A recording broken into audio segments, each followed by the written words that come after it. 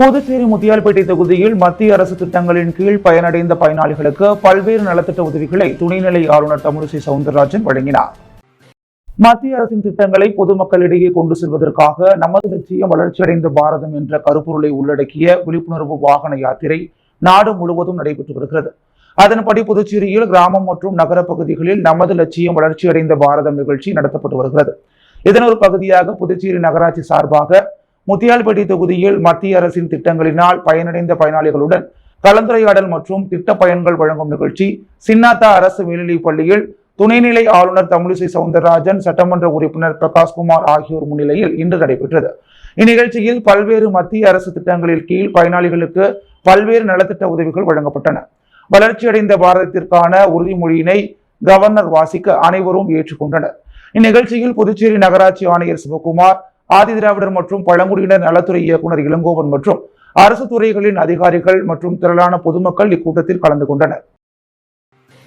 புதுச்சேரி முதலியார்பேட்டை தொகுதி அதிமுக சார்பில் தொகுதி திமுக சட்டமன்ற உறுப்பினர் சம்பத்தின் செயல்படாத தன்மையை கண்டித்து தொகுதி முன்னாள் சட்டமன்ற உறுப்பினர் பாஸ்கர் தலைமையில் 300க்கும் மேற்பட்ட அதிமுகவினர் மரப்பாலம் சந்திப்பில் சாலை மறியல் போராட்டத்தில் ஈடுபட்டதால் பரபரப்பு ஏற்பட்டது. புதுச்சேரி முதலியார்பேட்டை தொகுதியில் குடிநீர் பிரச்சினை, தொடர் மின்வெட்டு, குண்டும் குழியுமான சாலைகள் மற்றும் சுதான நகரில் கட்டி முடிக்கப்பட்டு இன்னும் செயல்பாட்டுக்கு வராத மேல்நிலை நீர்த்தேக்க தொட்டி உள்ளிட்ட பல்வேறு மக்கள் பிரச்சனைகளுக்கு தீர்வு காண வலியுறுத்தி முதலியார்பேட்டை அதிமுக சார்பில் மரப்பாலம் சந்திப்பில் சாலை மறியல் போராட்டம் நடைபெற்றது. தொகுதி முன்னாள் சட்டமன்ற உறுப்பினரும் அம்மா பேரவை மாநில செயலாளருமான பாஸ்கர் தலைமையில் 300க்கும் மேற்பட்ட அதிமுகவினர் சாலை மறியல் போராட்டத்தில் ஈடுபட்டனர். மேலும் செயல்படாத தொகுதி திமுக சட்டமன்ற உறுப்பினர் சம்பத்தை கண்டித்து கண்டன கோஷங்கள் எழுப்பினர். தகவல் அறிந்து சம்பவ இடத்திற்கு வந்த போலீசார் மற்றும் அதிகாரிகள் பேச்சுவார்த்தை நடத்தி நடவடிக்கை எடுப்பதாக உறுதியளித்ததை தொடர்ந்து மக்கள் நலன் கருதி போராட்டம் தற்காலிகமாக கைவிடப்பட்டது.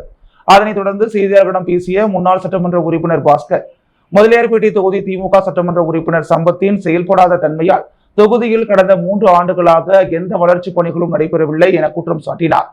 மக்கள் பணி செய்யாமல் கொலை, கொள்ளை, கஞ்சா, நில அபகரிப்பு குற்றவாளிகளுக்கு ஆதரவாகவும் அவர்களை ஜாமீன் எடுப்பதிலேயே தொகுதி திமுக சட்டமன்ற உறுப்பினர் சம்பத் முழு நேரத்தை செலவிடுவதாக குற்றம் சாட்டிய அவர், மக்கள் பிரச்சனைகளுக்கு தீர்வு காணாவிட்டால் மீண்டும் மக்களை திரட்டி மிகப்பெரிய போராட்டத்தை அதிமுக முன்னெடுக்கும் என எச்சரிக்கை விடுத்தார்.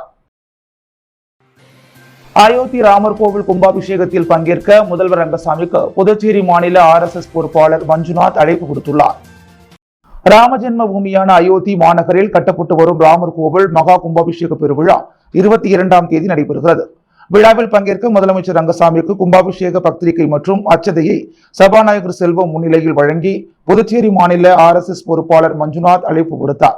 இந்த நிகழ்வின் போது சட்டமன்ற உறுப்பினர் ரமேஷ் மற்றும் புதுச்சேரி மாநில RSS நிர்வாகிகள் உடனிருந்தனர். புதுச்சேரி ராஜ்பவன் தொகுதியில் வீடு வீடாக சென்று ஸ்ரீராமர் கோவில் கும்பாபிஷேக பத்திரிகை மற்றும் அச்சதைகளை சட்டமன்ற உறுப்பினர் VP ராமலிங்கம் வழங்கினார். ராமஜென்ம பூமி அயோத்தி மாநகரில் கட்டப்பட்டு வரும் ஸ்ரீராமர் திருக்கோவில் கும்பாபிஷேகம் வரும் 22ஆம் தேதி நடைபெறுகிறது. இதனை முன்னிட்டு ராஜ்பவன் தொகுதிக்குட்பட்ட காந்தி வீதியில் உள்ள வரதராஜ பெருமாள் ஆலயத்தில் வீடுதோறும் ராமர் கோவில் கும்பாபிஷேக பத்திரிகை மற்றும் அச்சதை வழங்கும் நிகழ்ச்சி இன்று சட்டமன்ற உறுப்பினர் VP ராமலிங்கம் தலைமையில் நடைபெற்றது. மேலும் சட்டமன்ற உறுப்பினர் VP ராமலிங்கம் வீடு வீடாக சென்று ஸ்ரீராமர் கோவில் கும்பாபிஷேக பத்திரிகை மற்றும் அச்சதைகளை வழங்கினார். இந்நிகழ்ச்சிக்கு முன்னிலை வகித்து அனைத்து ஏற்பாடுகளையும் ராஜ்பவன் தொகுதி பாஜக தலைவர் நாகராஜன் செய்திருந்தார்.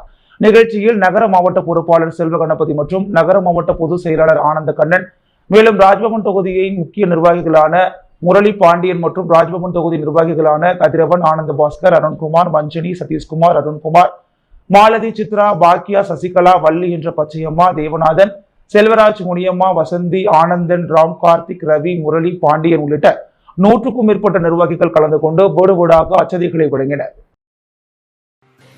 ஆம்பூர் சாலையில் உள்ள ஓம் ஸ்ரீ சீரடி அற்புத சாய்பாபா ஆலயத்தில் சட்டமன்ற உறுப்பினர் VP ராமலிங்கம் 500க்கும் மேற்பட்ட பக்த கோடிகளுக்கு ராமஜென்ம பூமிக்கான அச்சதையை தன் திருக்கரங்களால் வழங்கினார்.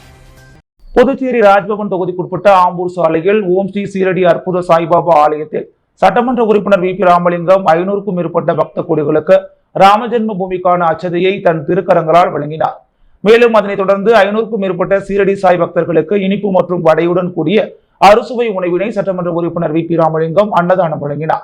இந்த நிகழ்ச்சிக்கு ராஜ்பவன் தொகுதி பாஜக தலைவர் நாகராஜன் முன்னிலை வகித்து நிகழ்ச்சிக்கான ஏற்பாடுகளை செய்ய ராஜ்பவன் தொகுதி பாஜக நிர்வாகிகளான மாலதி, மஞ்சனி, ஜோதி, பாஸ்கர் மற்றும் ஓம் ஸ்ரீ சீரடி அற்புத சாயினுடைய பக்தர்கள், நிர்வாகிகள் பலர் கலந்து கொண்டனர். வெளியனூர் ஆரம்ப சுகாதார நிலையத்தில் சிகிச்சை அளிக்காததால் பெண் இறந்ததை கண்டித்து இளைஞர் காங்கிரஸ் சார்பில் புதுச்சேரியில் முற்றுகை போராட்டம் நடைபெற்றது. வெளியனூரில் ஆரம்ப சுகாதார நிலையத்தில் சிகிச்சை அளிக்காததால் பெண் இறந்ததாக கூறி அவரது உறவினர்கள் சாலை மறியல் போராட்டத்தில் ஈடுபட்டனர். இந்த சம்பவத்தை கண்டித்து புதுச்சேரி நலவழி மற்றும் குடும்ப நல இயக்குநரகம் அலுவலகம் முன்பு இளைஞர் காங்கிரஸ் சார்பில் நேற்று முற்றுகை போராட்டம் நடைபெற்றது. தலைவர் ஆனந்தபாபு முன்னிலையில் இளைஞர் காங்கிரஸ் நிர்வாகிகள் கலந்து கொண்டு கோஷங்கள் எழுப்பி போராட்டத்தில் ஈடுபட்டனர். மின்கட்டண பற்றுச்சீட்டில் பல்வேறு கட்டணங்கள் மின் பயன்பாட்டை விட கூடுதலாக கணக்கிடப்பட்டுள்ளது தொடர்பாக தமிழ் தேசிய பேரியக்கத்தின் மாநில செயலாளர் வேலுச்சாமி கண்காணிப்பு பொறியாளரிடம் கோரிக்கை மனு அளித்துள்ளார்.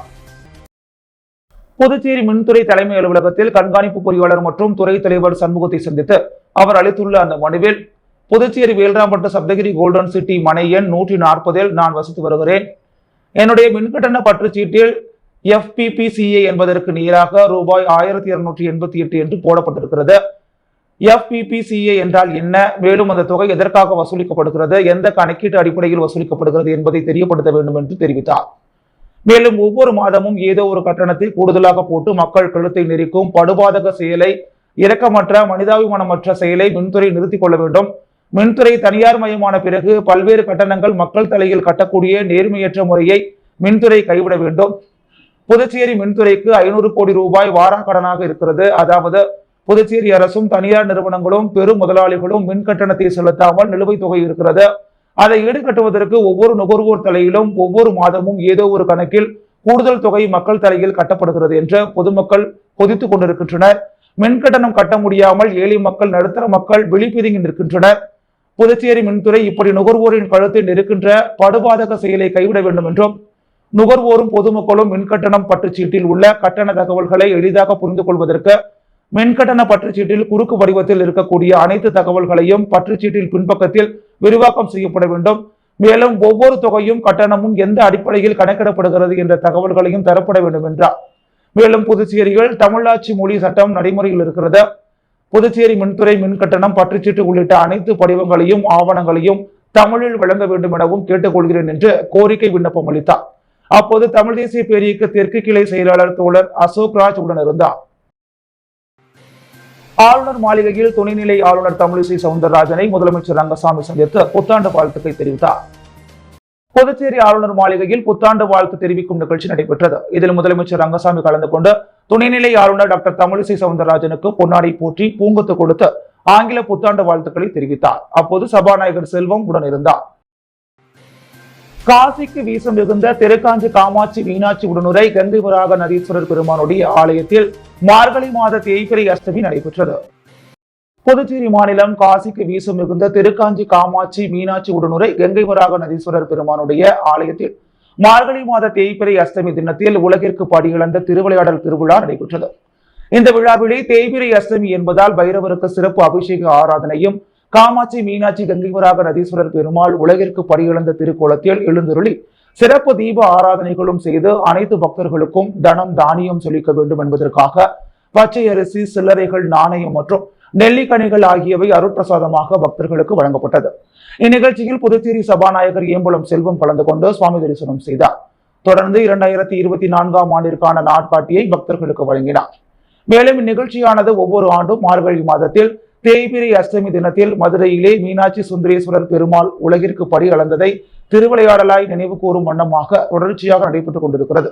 இதில் கலந்து கொண்ட பக்தர்கள் அனைவருக்கும் இறைவனுடைய பரிபூர்ண அருளும் செல்வமும் செழிக்கும், கடன் தொல்லைகள் தீர்ந்து செல்வ செழிப்பு ஏற்படுகிறது. அனைவருக்கும் நல்ல விவசாயம் தலைப்பதற்கு இந்த வழிபாடு வழிவகுக்கிறது. இதனை திருக்காஞ்சி கங்கைவராக நதீஸ்வரர் பெருமாள் நிர்வாகத்தினரும் திருக்காஞ்சி கிராமவாசிகளும் சிறப்பான முறையில் செய்திருந்தனர். முருங்கப்பாக்கம் திமுக பிரமுகர் சுந்தரின் பிறந்த நாளையொட்டி தொழிலாளர்கள் மற்றும் ஏழை எளிய மக்களுக்கு பல்வேறு நலத்திட்ட உதவிகள் வழங்கப்பட்டது. புதுச்சேரி முருங்கம்பாக்கம் பள்ளத்தெரு திமுக பிரமுகரும் சமூக சேவகரும் சியட் டயர் கம்பெனியின் உரிமையாளருமான சுந்தரின் பிறந்தநாள் விழா ஒவ்வொரு ஆண்டும் தொழிலாளர்கள், ஏழை எளிய மக்களுக்கு அன்னதானம் மற்றும் பல்வேறு நலத்திட்ட உதவிகளை வழங்கி வெகு விமர்சையாக கொண்டாடப்படுவது வழக்கம். அந்த வகையில் இன்று அவரின் பிறந்தநாள் விழா கேக் வெட்டி தொழிலாளர்கள் மற்றும் ஏழை எளிய மக்களுக்கு பல்வேறு நலத்திட்ட உதவிகள் வழங்கி வெகு விமர்சையாக கொண்டாடப்பட்டது.